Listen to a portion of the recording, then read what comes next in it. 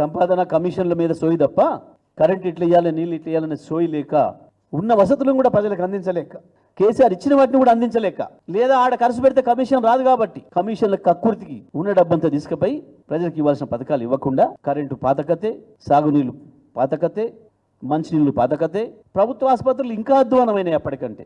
ప్రభుత్వ ఆసుపత్రులు కార్పొరేట్ స్థాయి హాస్పిటల్ని దాటి అద్భుతంగా మెయింటైన్ చేసినాం. అది సిద్దిపేట హాస్పిటల్, అది సూర్యాపేట హాస్పిటల్, అది ఖమ్మమా, అది మహబూబ్ నగర్, అది ఆదిలాబాద్, అది ఇంకో చోటన ఇక్కడికి పోయినా అద్భుతంగా ఉండే ప్రభుత్వ ఆసుపత్రుల నిర్వహణ.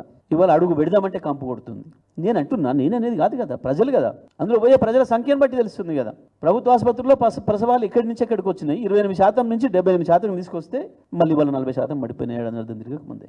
అంతమంది ప్రజలు ప్రైవేట్ దవాఖానలో పోయి మళ్ళీ అప్పుల పాలవుతున్నారు. ప్రభుత్వ స్కూళ్ళ నిర్వహణ 1000 స్కూళ్ళు ప్రారంభించి బ్రహ్మాండంగా నడిపిస్తే ఒక్క పిల్లవాడికి జ్వరం కూడా రాకుండా గురుకుల పాఠశాలలు ఒక్క ఏడాదిలో 90 మంది పిల్లల్ని చంపి దుర్మార్గంగా మిమ్మల్ని నమ్మి, మీ ప్రభుత్వాన్ని నమ్మి, మా బిడ్డలాడ రక్షణ ఉంటుంది మంచిగుంటారు అని చెప్పి మేము కూలనాలో చేసుకొని బతుకుతున్నాం, మా పిల్లలైనా అక్కడ మంచుకుంటారు అని చెప్పి అక్కడ పెట్టేస్తే 90 మంది పిల్లల్ని చంపిన దుర్మార్గం మీ ప్రభుత్వాన్ని. సిగ్గుండ అక్కర్లే మాట్లాడడానికి. ఏ అక్షరం అబద్ధం చెప్పిండు కేసీఆర్, ఏ అక్షరం తప్పు మాట్లాడిండు, ఏడ కాని మాట మాట్లాడిండు, ఏడ అసత్యమైన ఆరోపణ చేసిండు. అక్కసు మీది. సభ సక్సెస్ అయిందని, ప్రజలు కేసీఆర్ వెంట వెళ్ళిపోతున్న సంగతి ప్రపంచానికి తెలిసిందని, కేసీఆర్ నువ్వే రావాలని ప్రజలు అడుగుతున్నారనే సంగతి ప్రపంచానికి తెలిసిందని, మరోసారి మీ పునాది కదిలిపోయిందన్న అక్కసు మీది. కేసీఆర్కి ఏం అక్కసు? ఇంకేముంటుంది కేసీఆర్కి అక్కసు? ప్రతిపక్షంగా బ్రహ్మాండంగా కొట్లాడుతున్నాం.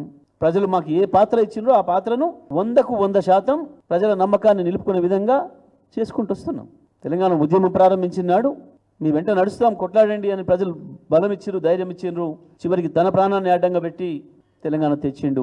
తెచ్చిన తెలంగాణ మీరైతేనే బాగు చేయగలుగుతారు అని చేతికిస్తే ఈ ప్రపంచమే ఆశ్చర్యపోయేలాగా ఒక అద్భుతమైన పరిపాలన ఇచ్చి అన్ని రంగాలను దేశంలో నెంబర్ 1 తీసుకొచ్చి, ఏది అబద్ధం? రాదన్న కరెంటును పోదన్న స్థితికి తీసుకొచ్చినమాట అబద్ధమా? తెచ్చిన కరెంటును మళ్ళీ వాళ్ళు ఆగం చేసి ఎప్పుడు వస్తుందో ఎప్పుడు పోతుందో తెలియని స్థితికి మీరు తీసుకొచ్చింది అబద్ధమా? 40 లక్షల మెట్రిక్ టన్నుల ధాన్యాన్ని 3 కోట్ల మెట్రిక్ టన్నులకు తీసుకొచ్చి భారతదేశానికి ఇచ్చి పంజాబ్ను దాటింది నిజం కాదా? ఇవాళ సంవత్సరాల కాలంగా ఇప్పటి వరకు కూడా ఎన్ని కొన్నమో చెప్పలేని మీ చేతగాని మీ అసమర్థత బయట పెట్టుకోవడానికి, దాచిపెట్టుకోవడానికి నానా తంటాలు పడుతున్నారు. ఉత్తమ కుమార్ రెడ్డివి కావు, నువ్వు ఉత్తర కుమార్ రెడ్డివే అని చెప్పి మళ్ళీ ఒకసారి నిరూపించుకుంటున్నావు. నీ ఉత్తర కుమార ప్రగల్భాలు ఆపు. ఒక్కసారి లెక్క చెప్పు, నీకు దమ్ముంటే, నీకు చేతనైతే. నువ్వు వచ్చిన తర్వాత 24 యాసంగిలో ఎంత కొన్నావు, 25 వానకాలం ఎంత పంట కొన్నావు, ఇప్పుడు 25 యాసంగిలో ఎంత కొన్నావు ఇప్పటి వరకు? నిన్న సిగ్గు లేకుండా మాట్లాడుతున్నారు నల్గొండల. ఇంకా కొనుగోలు కేంద్రాలు ప్రారంభిస్తాం, కొంచెమన్నా ఉండాలి సిగ్గు శరం మాట్లాడేటప్పుడు. మూసేసే పరిస్థితి వస్తుంటే ప్రారంభిస్తావు. మే నెలకు వచ్చినాం, ఎన్ని కొన్నవో ఇప్పటివరకు ఒక్కరోజు చెప్పినమా? నీకు దమ్ముందా? ఓ పనికిమాలిన లెక్క, మేము ఆనాడు వండించిన లెక్క ఇవాళ చెప్పుకుంటే 1,53,00,000 వచ్చింది, 127 లక్షలు వచ్చింది. యాడికెళ్ళి ఇచ్చినావు లెక్క చెప్పు బిడ్డ. ఇప్పటి వరకు ఒక్క రివ్యూ, ఒక్క ముఖ్యమంత్రి కానీ ఒక మంత్రి కానీ వ్యవసాయ రంగం మీద సోయిందా ఎప్పుడైనా? రాష్ట్రంలో కానీ జిల్లాలలో కానీ ఒక్క రివ్యూ చూపిస్తారా ఇప్పటి వరకు? నేను ఇప్పుడు మళ్ళీ ఛాలెంజ్ చేస్తున్నా, తెలంగాణ రైతుల పక్షాన్ని అడుగుతున్నా, గత యాసంగిలో ఎన్ని ఓట్లు కొన్నావు, ఎన్ని డబ్బులు రైతుల అకౌంట్లో వేసినావు? మొన్న వానకాలం ఎన్ని ఓట్లు కొన్నావు, ఎన్ని అకౌంట్లో వేసినావు రైతులకి?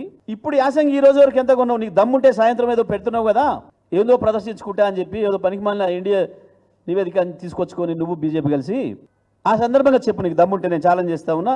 దయచేసి మీడియా మిత్రులకు కూడా విజ్ఞప్తి చేస్తున్నా, ఆయన పెట్టే పత్రికా విలేకరుల సమావేశంలో ఎవరైనా ఒక్కరు అడగండి ధైర్యం చేసి, ఈ రోజు వరకు ఎంత ధాన్యం కొన్నాడు, దమ్ముంటే లెక్క చెప్పమండి. నిజంగా రండ కాకపోతే బోనస్ ఎంత ఇచ్చిండు ఇప్పటివరకు? ఈ ప్రభుత్వం వచ్చిన దగ్గర నుంచి రైతాంగానికి ఎన్ని ఓట్లు ఈ ప్రభుత్వం కొన్నది, ఎంత బోనస్ ఇచ్చింది లెక్క చెప్పాలి సాయంత్రం వరకు. మొత్తం రైతుల దగ్గర ధాన్యం ఎంత సేకరించిండ్రు, దానికి ఎన్ని డబ్బులు వేసిండ్రు, ఇప్పటి వరకు బోనస్ మొత్తం ఎంత ఇచ్చిండ్రు, ఎన్ని ఓట్లు కొని చెప్పాలి. నేను చెప్పకపోతే మీరు రండలే అంట. సాయంత్రం వరకు ప్రకటన చేయకపోతే మీరు రండలే. గవి మాట్లాడు. కేసీఆర్ మీద ఏడుపు కాదు. ఏడాది అర్థం అవుతుంది, ఒక్క ఫలితం వేయలేకపోయినావు. నీ చేదగంతనాన్ని, మీ రండతనాన్ని బయట పెట్టుకోవడానికి ఇంకా కేసీఆర్ మీద ఏడుస్తున్నారు. దేనికి ఏడుస్తున్నారు? దేనికి అక్కసు కేసీఆర్కు? ఒక మాట కూడా అనలే కదా మిమ్మల్ని. అక్కసు ఉంటే తెల్లారు అనేటోడు. ఏడాది అర్థం టైం ఇచ్చి రాసి ఉంటారా మీకు అని చెప్పిండు. ఏమన్నాడు? ఆ పదం కూడా అనలే, గౌరవంగానే అన్నాడు. నేనంటున్నా ఇప్పుడు ఆ పదం. కానీ ఎవడైనా కాస్త విజ్ఞతనుడు 6 నెలల సమయం ఇస్తాడు నిజమే, కానీ మీరు శుంటలు కాబట్టి 7 నెలలు ఇచ్చిండు కేసీఆర్.